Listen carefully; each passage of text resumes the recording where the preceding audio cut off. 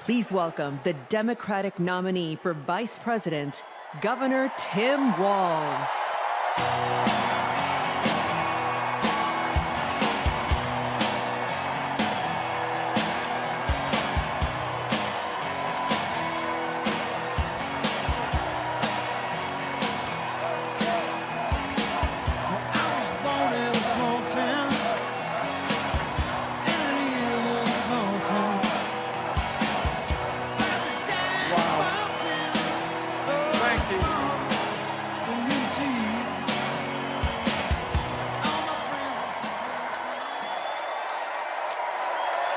Thank you.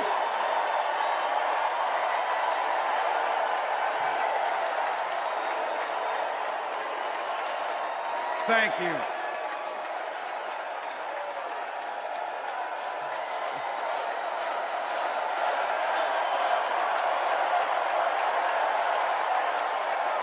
Wow. Well, thank you. Thank you, first of all, to Vice President Harris. Thanks for putting your trust in me and for inviting me to be part of this incredible campaign. And a thank you to President Joe Biden for 4 years of strong, historic leadership.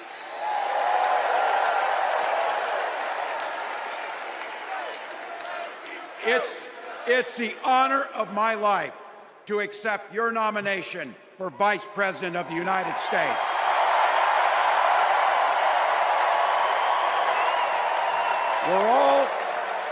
We're all here tonight for one beautiful, simple reason. We love this country. So thank you to all of you here in Chicago and all of you watching at home tonight. Thank you for your passion. Thank you for your determination. And most of all, thank you for bringing the joy to this fight.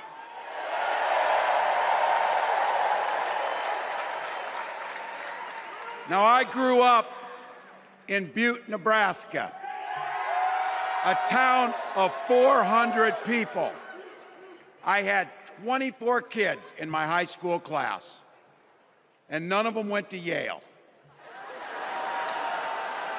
But I'll tell you what, growing up in a small town like that, you learn how to take care of each other. That family down the road, they may not think like you do. They may not pray like you do. They may not love like you do, but they're your neighbors. And you look out for them, and they look out for you. Everybody belongs, and everybody has a responsibility to contribute. For me, it was serving in the Army National Guard. I joined up 2 days after my 17th birthday, and I proudly wore our nation's uniform for 24 years. My dad, a Korean War era Army veteran, died of lung cancer a couple years later. He left behind a mountain of medical debt. Thank God for Social Security survivor benefits. And thank God for the GI Bill that allowed my dad and me to go to college, and millions of other Americans. Eventually, like the rest of my family, I fell in love with teaching. Three out of 4 of us married teachers. I wound up teaching social studies and coaching football at Mankato West High School. Go Scarlets! We ran a 44 defense. We played through to the whistle on every single play, and we even won a state championship. Never closed the yearbook, people. But it was those players and my students who inspired me to run for Congress. They saw in me what I had hoped to instill in them, a commitment to the common good, an understanding that we're all in this together. and the belief that a single person can make a real difference for their neighbors. So there I was, a 40-something high school teacher with little kids, zero political experience, and no money, running in a deep red district. But you know what? Never underestimate a public school teacher. Never.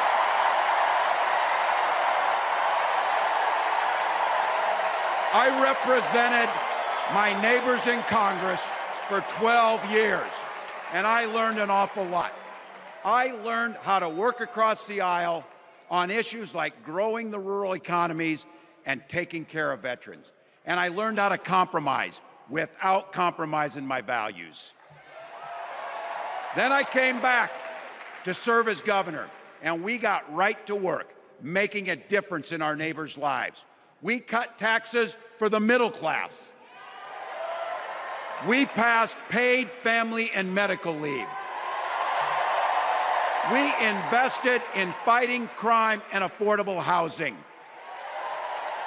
We cut the cost of prescription drugs and helped people escape the kind of medical debt that nearly sank my family. And we made sure that every kid in our state gets breakfast and lunch every day. So while other states were banning books from their schools, we were banishing hunger from ours.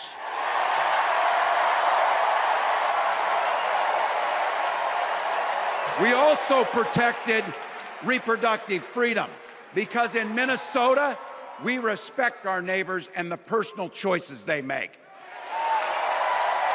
And even if we wouldn't make those same choices for ourselves, we've got a golden rule.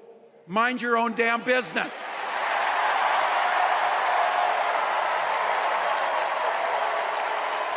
And that includes IVF and fertility treatments. And this is personal for Gwen and I. If you've never experienced the hell that is infertility, I guarantee you, you know somebody who has. And I can remember praying each night for a phone call. The pit in your stomach when the phone had rang, and the absolute agony when we heard the treatments hadn't worked. It took Gwen and I years, but we had access to fertility treatments. And when our daughter was born, we named her Hope. Hope, Gus, and Gwen, you are my entire world, and I love you.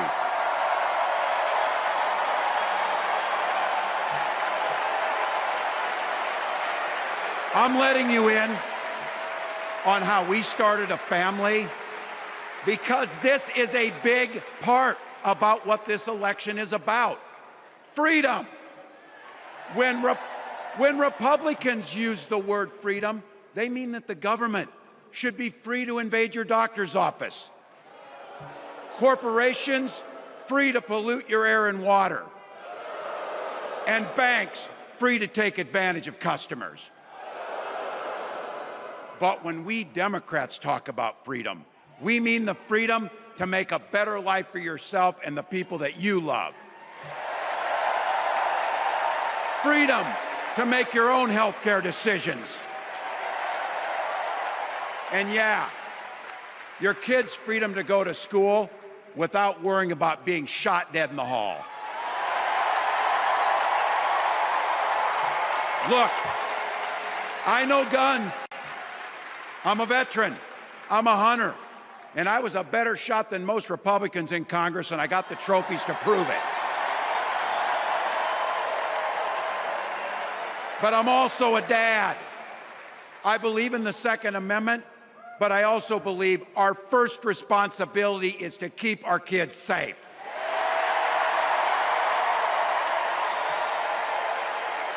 That's what this is all about. The responsibility we have to our kids, to each other, and to the future that we're building together, in which everyone is free to build the kind of life they want. But not everyone has that same sense of responsibility. Some folks just don't understand what it takes to be a good neighbor. Take Donald Trump and J.D. Vance. Their Project 2025 will make things much, much harder for people who are just trying to live their lives. They spent a lot of time pretending they know nothing about this. But look, I coached high school football long enough to know, and trust me on this, when somebody takes the time to draw up a playbook, they're going to use it.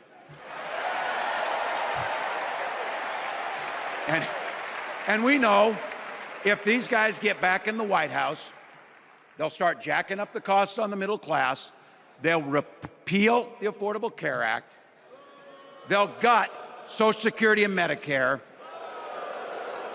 and they will ban abortion across this country with or without Congress. Here's the thing, it's an agenda nobody asked for. It's an agenda that serves nobody except the richest and the most extreme amongst us. And it's an agenda that does nothing for our neighbors in need. Is it weird? Absolutely. Absolutely. But it's also wrong. And it's dangerous. It's not just me saying so. It's Trump's own people. They were with him for 4 years. They're warning us that the next 4 years will be much, much worse. You know, when I was teaching every year, we'd elect a student body president. And you know what? Those teenagers could teach Donald Trump a hell of a lot about what a leader is. Leaders don't spend all day insulting people and blaming others. Leaders do the work. So I don't know about you, I'm ready to turn the page on these guys. So go ahead, say it with me. We're not going back.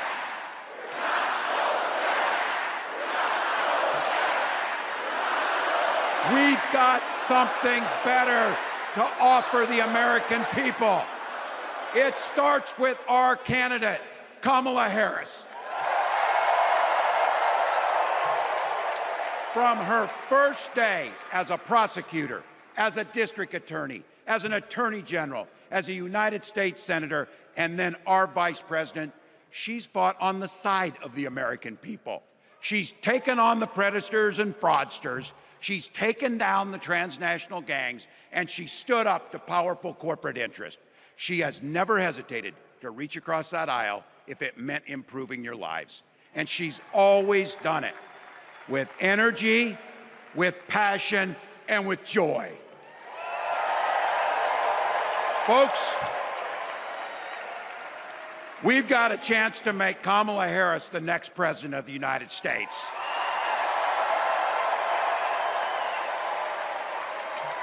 But I think we owe it to the American people to tell them exactly what she'd do as president before we ask them for their votes. So here, this is the part, clip and save it and send it to your undecided relatives so they know. If you're a middle-class family or a family trying to get into the middle class, Kamala Harris is going to cut your taxes.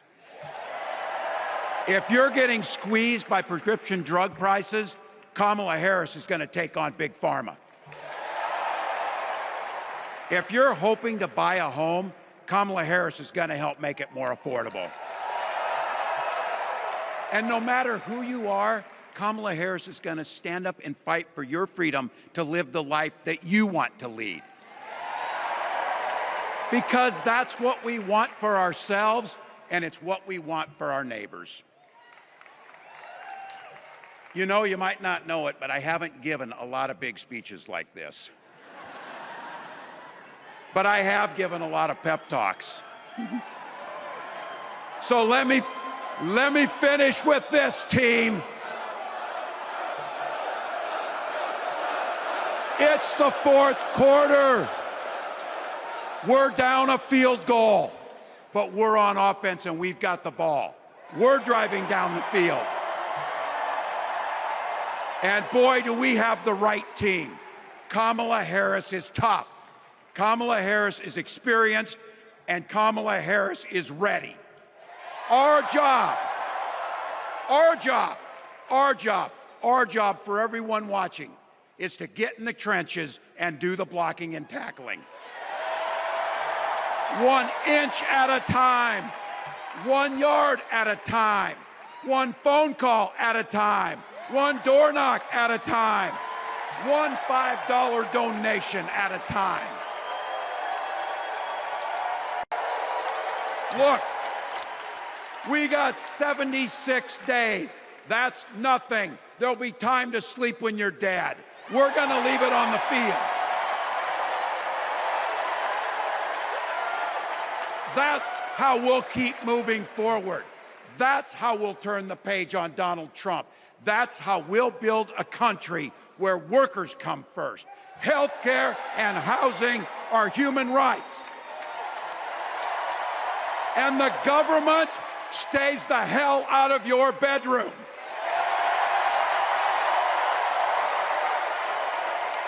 That's how we make America a place where no child is left hungry, where no community is left behind, where nobody gets told they don't belong.